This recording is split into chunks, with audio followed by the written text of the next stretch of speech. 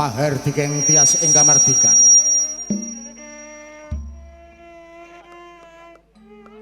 Rahayu Rahayu ingkang samya pinanggih.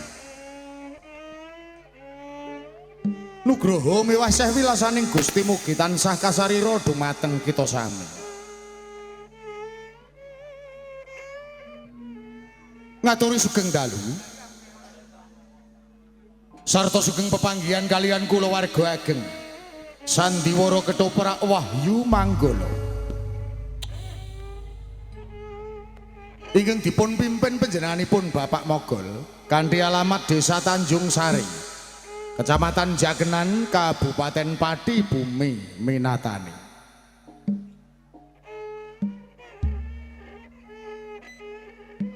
Sasampunipun panjenengan sami kasugata tari gambyong minangka purwakaning pagelaran ing dalu punika.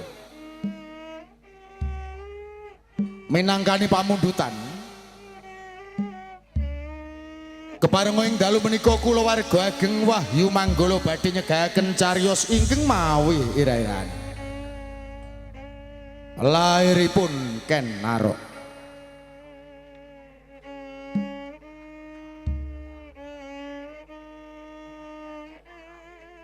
Dalang sarta pendapuk katindakaken Roko Mas Anom Suharyanto.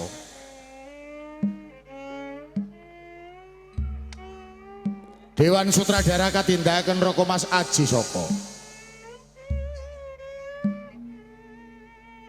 Pondene asisten sutradara dipun tindakaken Dimas Eko Pranoto.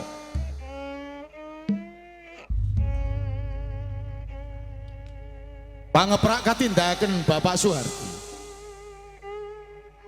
Pondene Pranoto Pakliran dipun tindakaken Dimas Suyono sak kanca.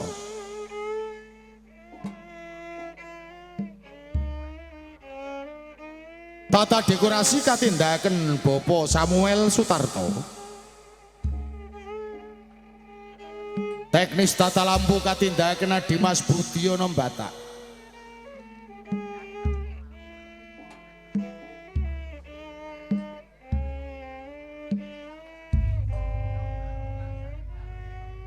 Lekting katindakaken Dimas Ladu Aldiansah.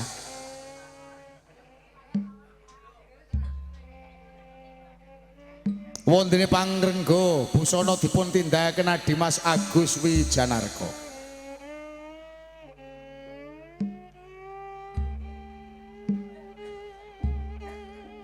Binarung ungling Kyai Gong Somadular ingkang dipun pimpin Bapak Keman Widodo. Kanthi pangliing Suwarwati utawi Pasinden dipun tindakaken Nyai Lilis Sepet Madu.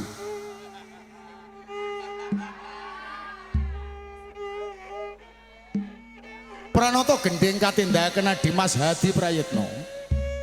Wondene Wiraswara katindakaken Bapak Miranda saha Dimas Bagus Edi Mahesa. Musik campursari dipun tindakaken Dimas Ari Sempro, Roko Mas Edi Watono sarta Dimas Udin Galdowo.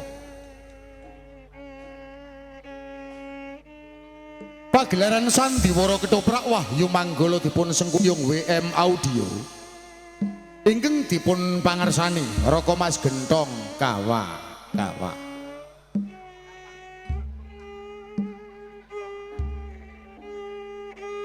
Ewon dene para paraga ingkang badhe maragani cariyos ing dalu punika.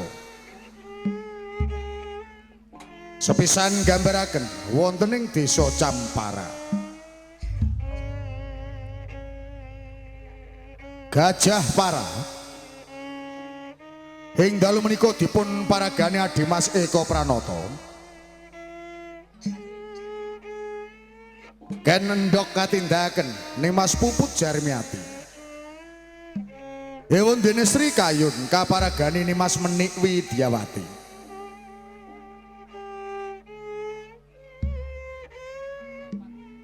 Salajengipun nggambaraken wonten ing Padepokan Lungguh. Sri Girinata dipun paragani Adimas Bagong Sutrisno Dandang Gendis kaparagani Roko Mas Aji Soko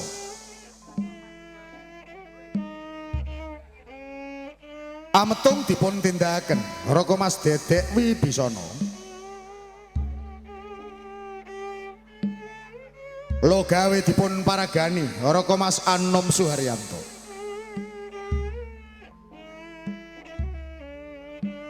Kunjono dipun tindakan Adimas Abi Yorojali Ewon dene para prajurit karameaken para seniman Bagus Wahyu Manggolo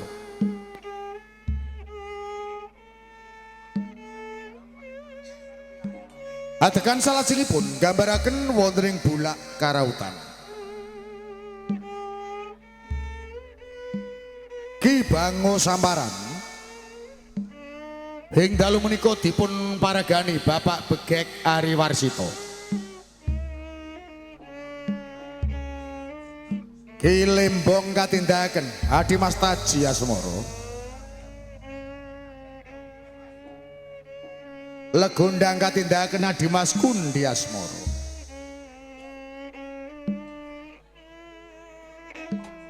salajengipun gambaraken wonten ing Taman Pulo Majeti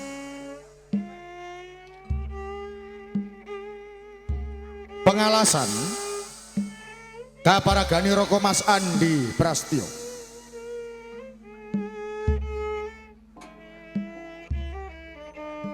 lembayung katindaken Mas Tata Wulandari ewon dene Mban Santi kaparagani Mas Diah Maharani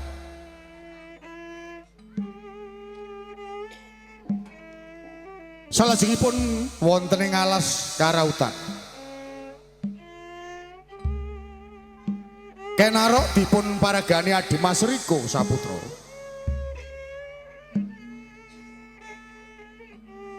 Gajah Wono katindaken Adimas Sabar Sugiyanto wondene Banteng Suro kaparagani Adimas Kipli Santoso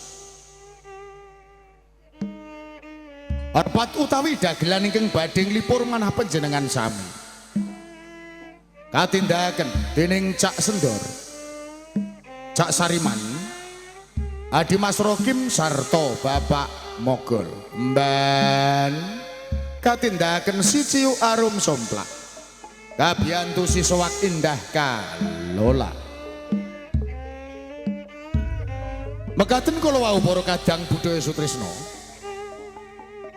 menggah para paraga ingkang badhe maragani cariyos ing dalu punika kita sagotrah kula warga ageng Wahyu Manggolo namung ngaturi sugeng lenggah sarta sugeng ngramriksaning ngantos titi purnaning pagelaran dun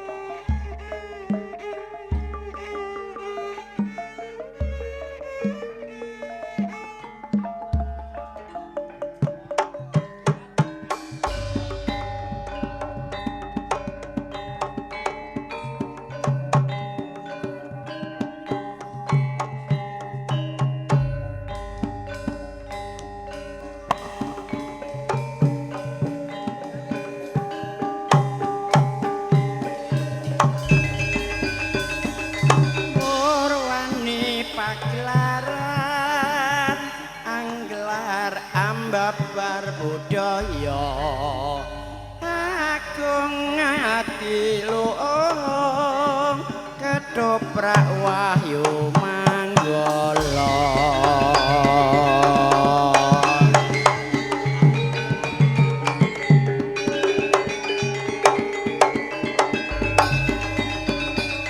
purwaning pagelaran hanggelar ambabar budaya agung ati Ketoprak Wahyu Manggolo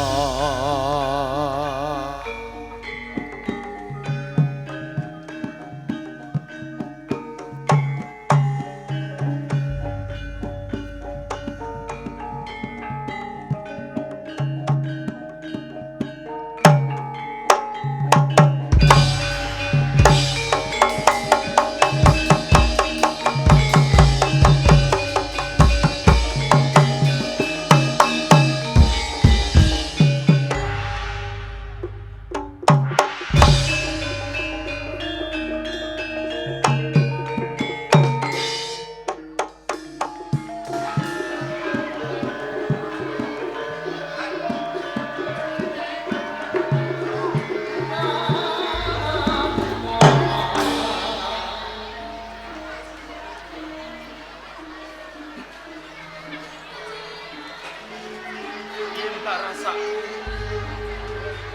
Uripku saben dina tansah kasebat. Sakjroning bojoku kan endhog. Kae dadi candi pertapan. Aku masak kebasan dhewe. Umbah-umbah aku godhi. Nganti kapan uripku kaya ngene iki? Aku pengen ditunggoni bojoku. Saben dina gegojekan. Aku pengen mudo rasa jumbuh marang isen-isen ning ati. Nanging yo kepiye men? Kowe pancen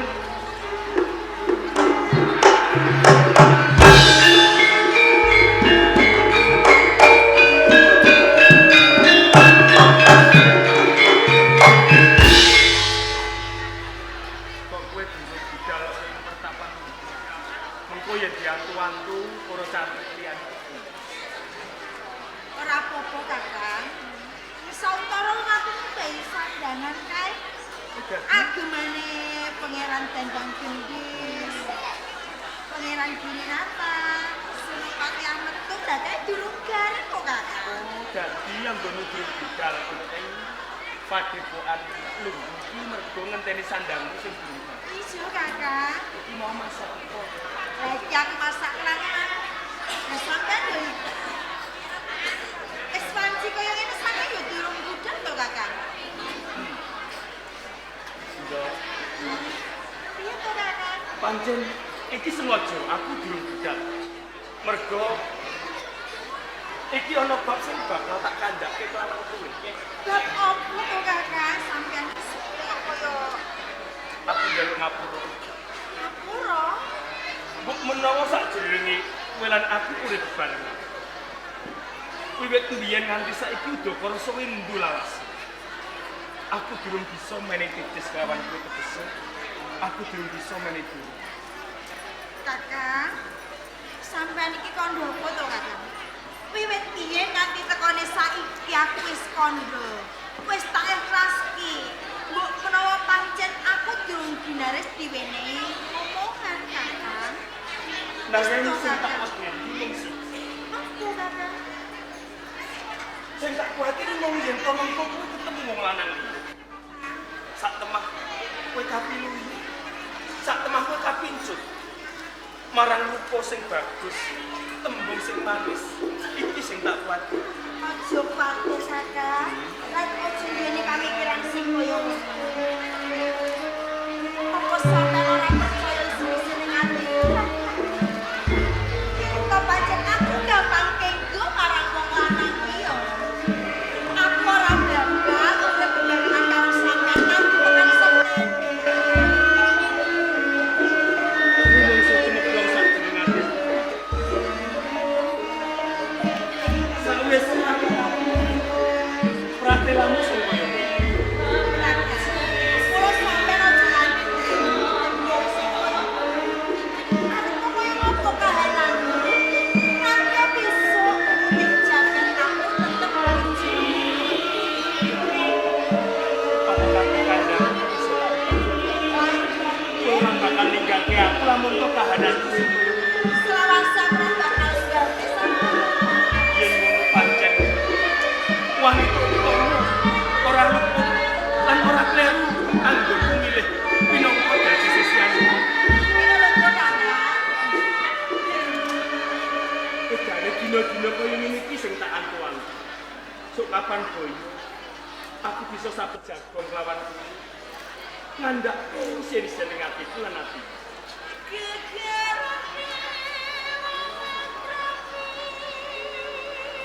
Gegarane wong akeh.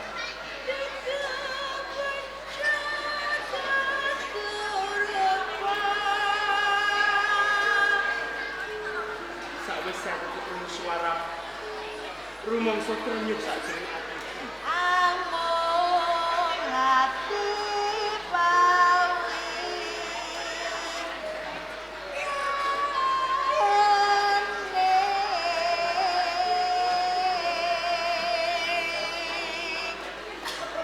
Luput pisan kena pisan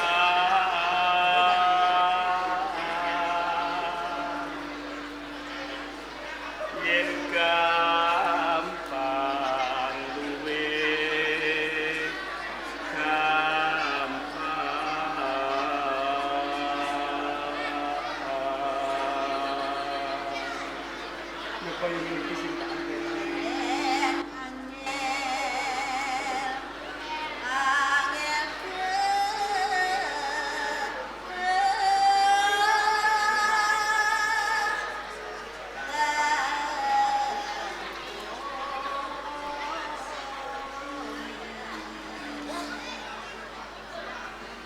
tan kena dilungkas harta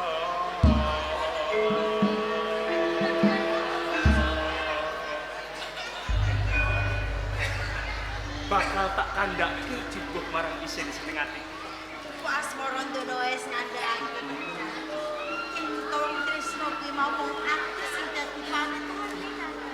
mustikaning para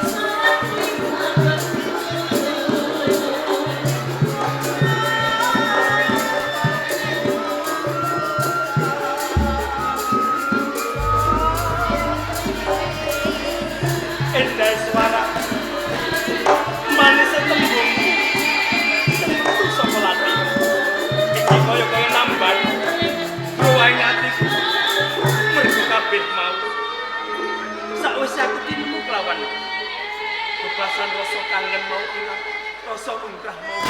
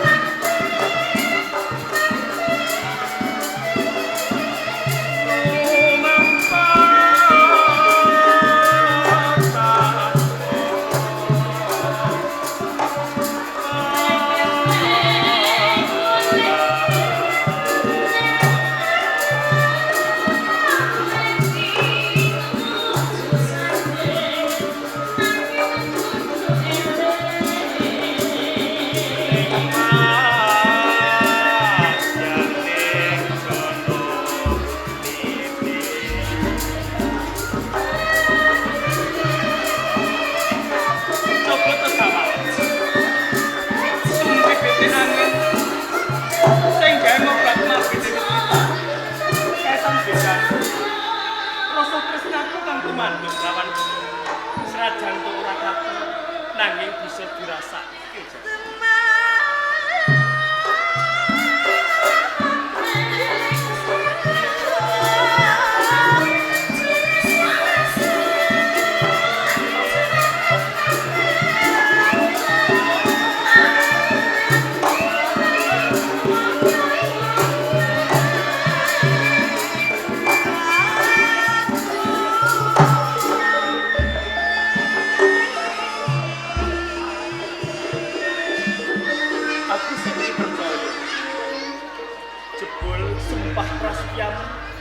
ora cukup ana ing wedaling lati. Pancen kabeh mah tulus jroning ati kok Kakang. Tan bedane aku. Nduk. Mula sampean iki aja nganti duweni rasa was-was sumelang. Yen tresnaku bakal kenggo marang wong lanang liya. Aku saiki percaya. Jebul kabeh mau kok buktekke lamun to tresno mung mligi kanggo aku. Iso Kakang. Wae Kakang. Iku koyo wis pancen aku kudu bali. Lah terus aku tak ngentasi sandangan sing ning gone Mbok menawa sandangan kae wis gawe. Iki mangane wis tak cepaki yo Matur Kakang. nuwun. Iki ngombene mangane tak cepaki. Sampeyan nang Mas hati-hati lho yo. Kowe yo aja lali. Aja nganti kegewang lawan wong lanang liya. Jogo Aja tresna. khawatir Kakang. Aku ora bakal kanggo karo sapa wae Yen Kakang. kono gleso. Bali oleh pas depokan dulu. Wis tak cepaki Ya ya. mangane. Hati-hati.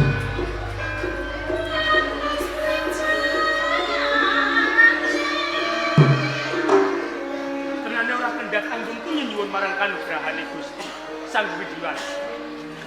Sadurunge anggonku omah-omah lawan mikir endok. Muga-muga wae diijabahi anggonku enggal-enggal.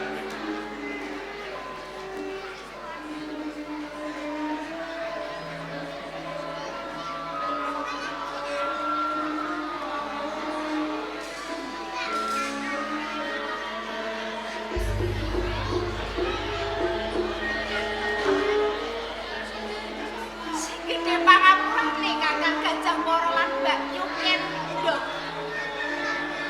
Mergo aku kepengin mulya lan mukti. Nek kene aku gawe rekasane anggone sampean urip bebraya. Dalan apa wae bakal tak lakoni, Mbak. Iki mesti sego lan ombenan kanggo Kakang Gajah Mara. Iki bakal kawene guguk. Kok dheweke ngantuk nganti turu. Aku etok-etok awor turu dikeloni. Weruh Mbak Yuken endok. Atine lara kaya digoreng-goreng ngamuk. Terus pegatan. Rasakno kowe. Ora apa-apa. Kabeh tak lakoni mung kanggo Kakang Ameto Katresnan. Iki ora tenane nek kok doyone Kakang. Ameto, wis ora apa-apa tak lakoni.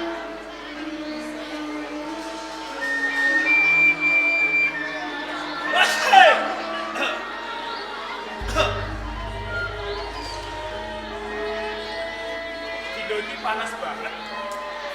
Beda karo dino-dino liyane.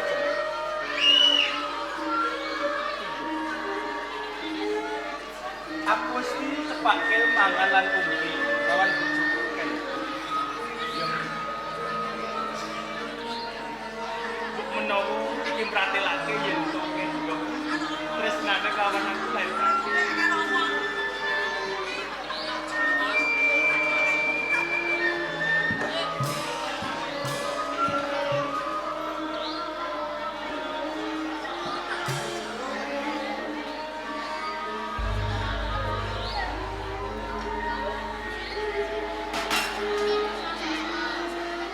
Saya peteng.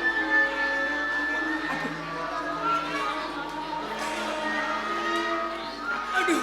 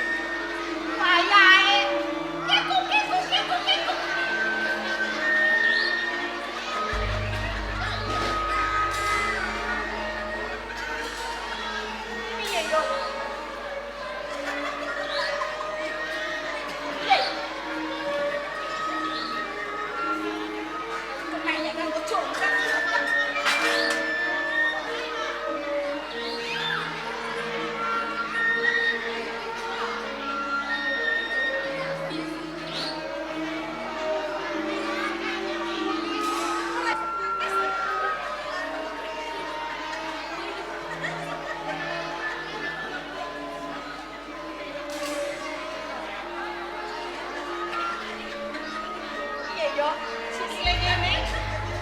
Kene yo. Mbak yo kan ndok ngapon. Gelo atine. Piye yo? Sing apik. Aku ora menak kabeh. Yo wis. Urane yo kan yo. Kabeh kan ngomongnya.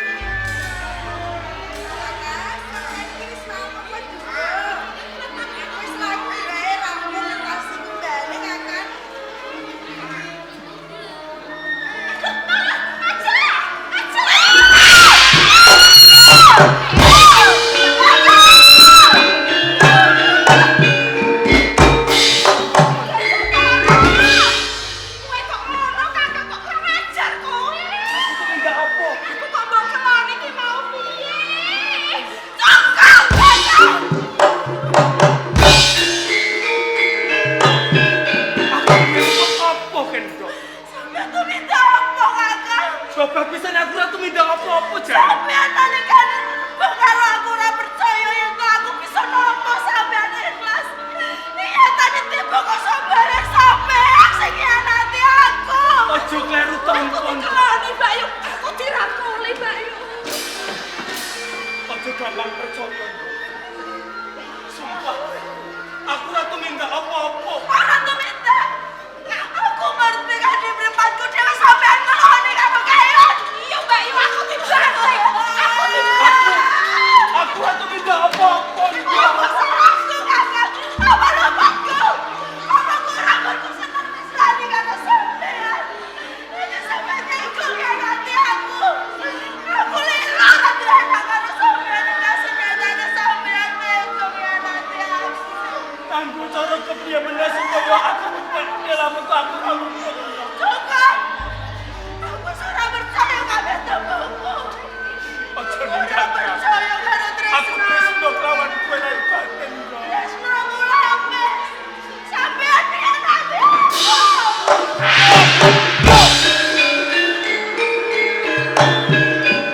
Kakak Japoro, kakak Gajah Poro. Mbok disawang aku iki sapa kok malah mbok keloni. Mbok buat sing mbok gelekno. Nganti bodho kabeh kaya ngene. Teko temen kowe ndak siok lawan aku. Kok dak siopi nyatane ngono lho Bapak sampeyan. pisan aku ora ngumangsani lamun untuk aku ki luput. Aku tuh minta apa sih kok kandakke. Bareng aku kok keloni kok adol-adol kaya ngene. Kodho ora tumindak apa-apa coba sawane. Osa, ini ki piye coba? Apa tenan aku tuh minta koyo ngene. Iya. Dadi bojoku kendok ki ngerti lamun untuk aku tuh minta koyo ngono karo kowe. Iya ki mau turu bareng aku mau keloni. Ndok. Kowe nang ndi? Kowe nang ndi, Ndok?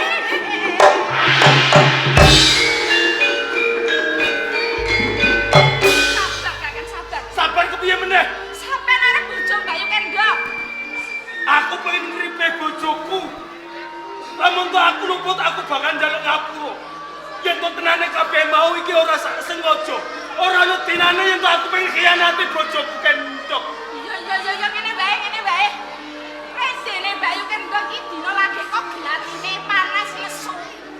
Dimeni iso adem atine, aku tak sing keripe. Sampeyan ning omah wae aku tak sing ngoyak Bayu Kendok. Iya. Aku njaluk ulung lawan kowe dikayu. Iya. Kendok jangan bali. Lamun to nek nesu ripin supaya gelem bali. Iya. Bangetan yo sampeyan. Aku teko ki arep kejak Bayu Kendok ngono ning kono lho. Ubah-ubah ra kok dilakoni ngomong aku kok ganteng kok keloni. Yo wis lho Kang. Bayu Kendok. Aku ora tumindak kaya ngono, Ndok. Bakal tak buktekke. meneh khianati katresnanku kelawan. Ning endi dunung mundi, kowe bakal tak golek. Ndok, ndok, ning ndi ndok?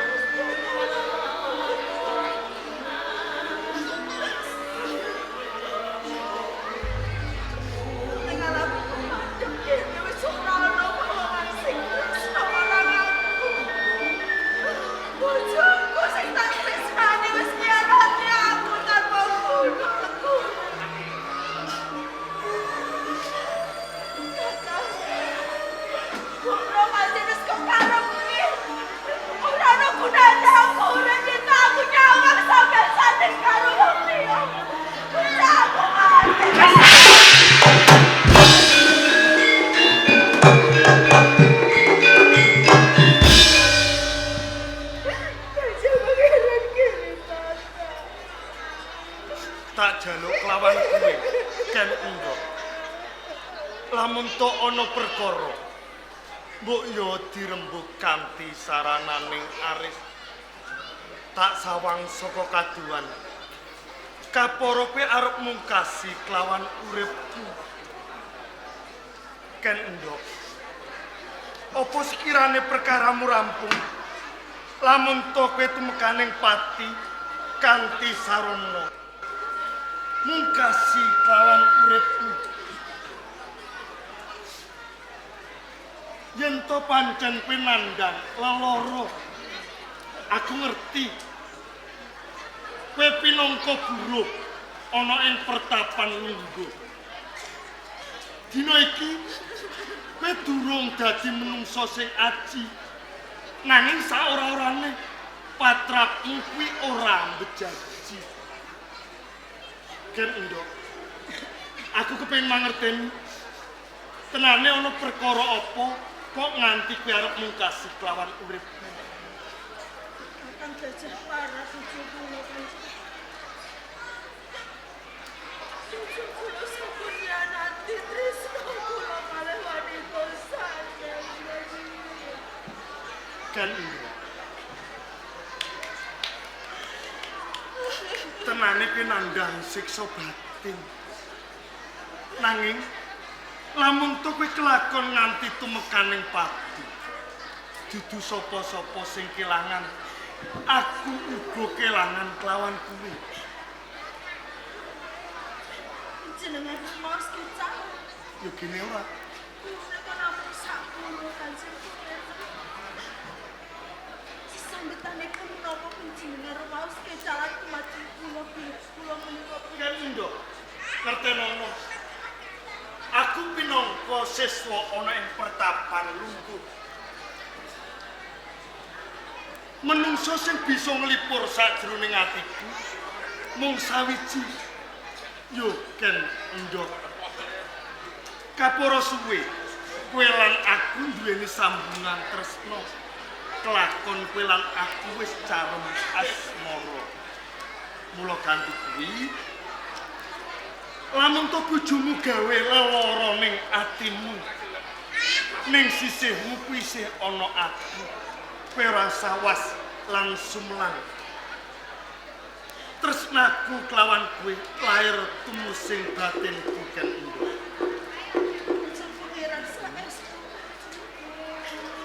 Mula kanthi kuwi aku sagut nambah rengkaning atimu Ken Endok. Anggonku tresna lan kowe pindhane nresnani diri pribadiku.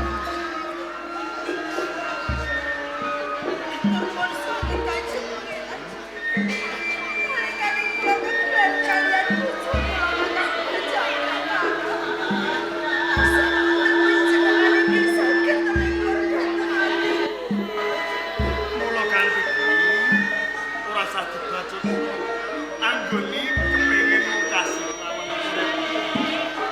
barengan lawan aku pati sing bisa misahno tresna lan kamu.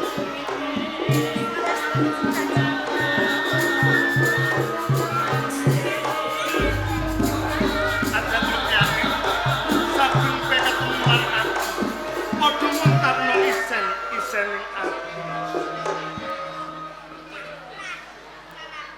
Aku kang ketampan loyo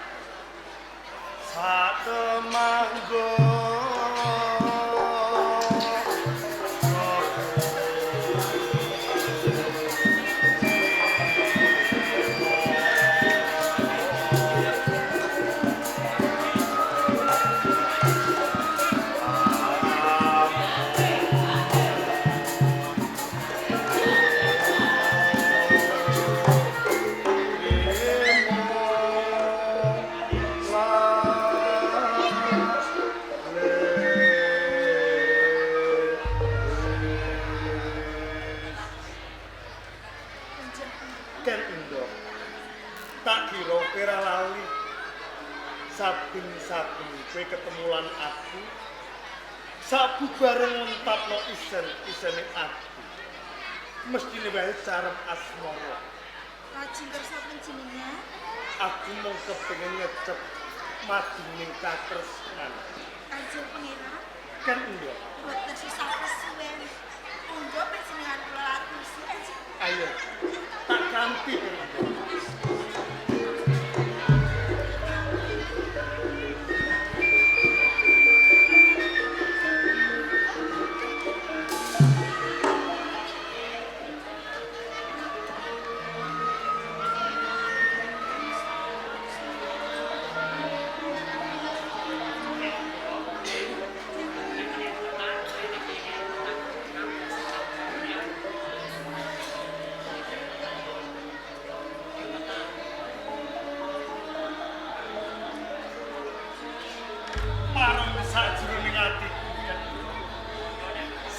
lelas lawan aku. Kanjeng Kira. Sampun kula kepengin matur kalian Gusti. Sampeyan wis jisik Kanjeng Kira. Terus sampeyan tresno kali panjenengan. Pancen koyo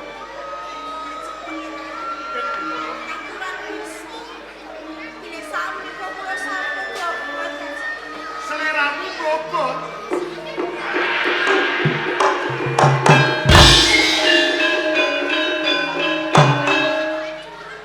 Yo. Yen pancen seleramu wis perkara iki aku bakal tanggung jawab sama kowe. Tanggung jawab saya kepiye?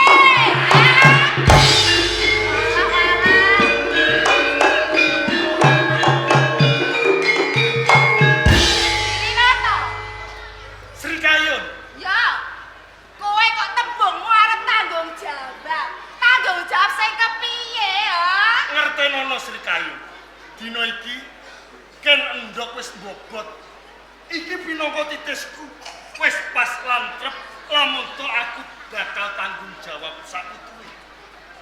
Girinata, apa kowe ra mangerteni yen to kene ndok kuwi wis duwe bojo? Lamun to kowe arep tanggung jawab, teges kowe arep rusak pager ayune liyan. Ngertenono Sri Kayun. Nalika semono aku ra tepung kelawan ken endhog.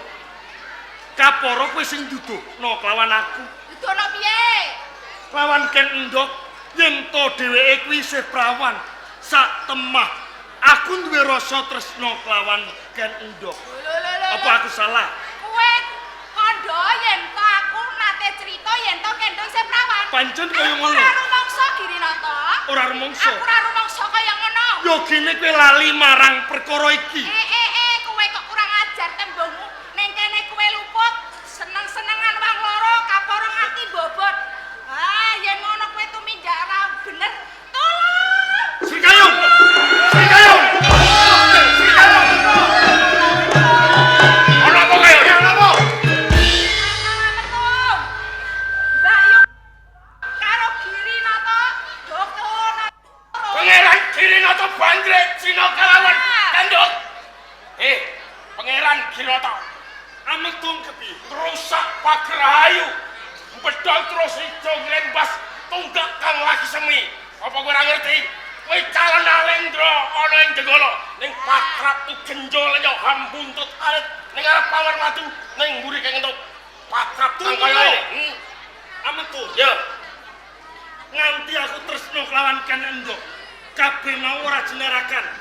Soyo-soyo aku wis kaanggep ngerak wewaler ana ing pertapan lungguh. Nanging ngertenono. Ya. Gedhe rasa tresnaku kelawan ken endhog. Sok sapa wae ora kena misalno aku kelawan ken endhog. Pangeran Girinata, ken endhog wis kawengku dene kakung Gajah Para ana ing desa. Yo keleng apa? Dina ki Bandrek Cina. Bajingan kowe terus.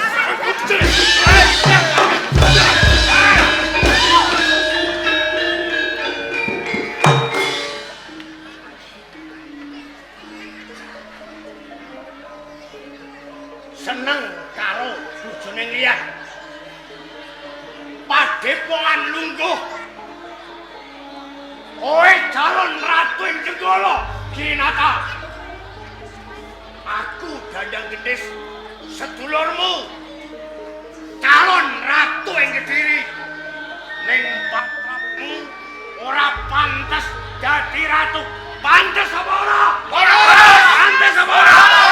Api diadili apa ora? Api diadili. Tekan Dandang Gendis. Girinata, tunggu. Tenane aku ngajeni lan kowe. Mergo kowe nyidak marang rasaku. Aku mangerteni. Tumindakku kuwi luput. Ya, nanging pirasan dadak kuwatir. Perkara iki aku bakal tanggung. Ora perkara tanggung jawab. Dewe ngregeti padepokan lungguh. Padepokan lungguh. Dadi iki. Iki garapane ati. Ati kuwi kagungan ing Gusti. Kaya ngono.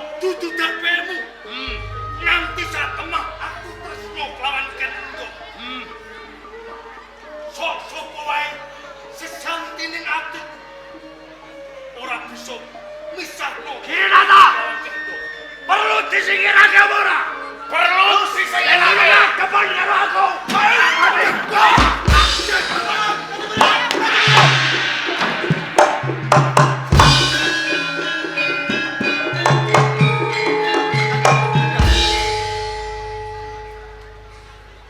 Kanthi pinangget marang lati. Ana wigati opo? Ngaduke bilih ingkang Rama nembe gerah kajeng pengira. Rama gerah.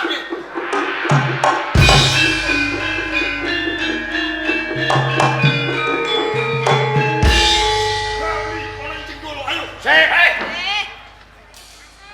Pangeran Girinata tur tanggung jawabmu kepiye? Ametu. Kresiki jengen ana ing padepokan lungguh lan kowe arep tanggung jawab kalawan kendok. Yen to kowe bali ana ing jenggala, tanggung jawabmu kepiye? Tanggung jawab piye? Srikayu. Kakang Dandang Gendis. Girinata. Wis sakatrini ora sah ndadak kuwatir. Kan ndok wektu dina iki mbobot pinangka tanggung jawab sakutuhe. Ya, Saya meneh ana ing pertapan lungguh merga saka tumindak lan pakartiku dadi rerusuh. Perkara iki bakal kasirep enten ana tekaku ana ing pertapan lungguh. Ayo bebarengan kawan ini tanggung jawabmu.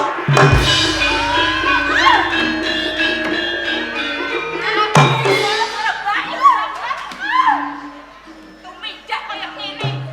Ngerti ora? Yen padukan lungguh ki ora kena juga tumindak sing ora bener. Apa yo kira mangsane salah apa? Aku salah apa?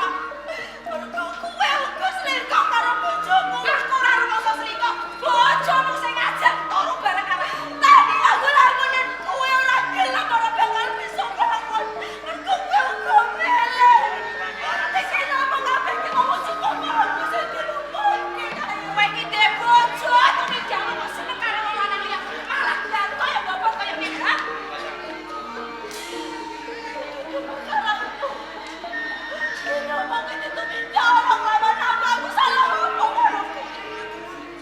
Isih takon salahmu, Kendong. Kowe iki wong wadon sing wis duweni bojo, kowe gelem selingkuh kalawan wong lanang liya. Kowe iki wanita kang pelangan. Sapa iki? Kowe jawab.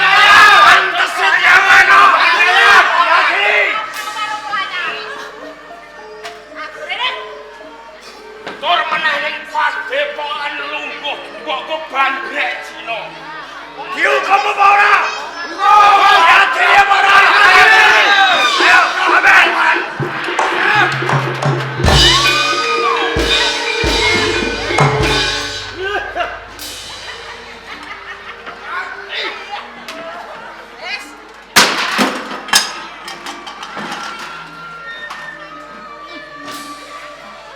Ora pantes kowe mapan ana ing padepokan lungguh kakandani. Pantese dikepiyano. Tunduk minggat. Ditunduk. Nggih. Piye? Ditunduk. Minggat. Minggat.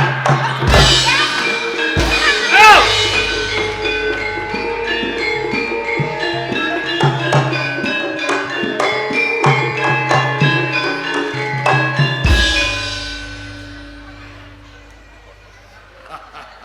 Kanjeng Pangeran. Iya.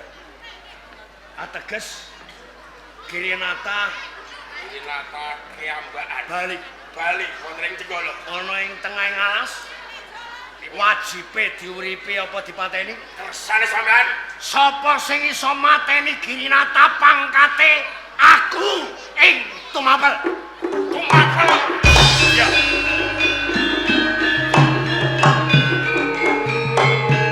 Sayembarane panjenengan kula sing umum.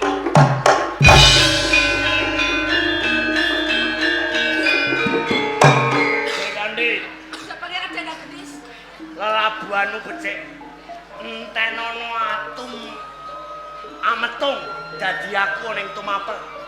Tutukno yen bisa singkirno wong-wong sing malangian. Kados ngaten. Katok. Prajurit, melu tunggu metung. Patenono Girinata. Mangan.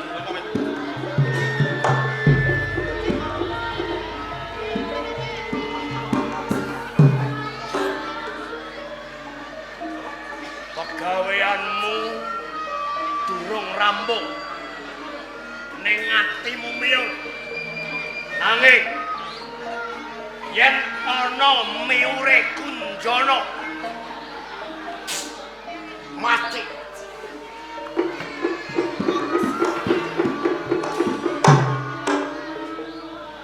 Matung-matung pitumbu unduk. Lelakon ana ing padepokanku. Jebul kaya ngono. Yen kaya ngono, dosa apa sing tak sandang? Aku kumawani goro kawan Kanjeng Pangeran Girinata. Kanjeng Pangeran. Pangapura panjenengan ingkang kula suwun. Mriki kula badhe sabyan tunggal panjenengan Kanjeng Pangeran Girinata.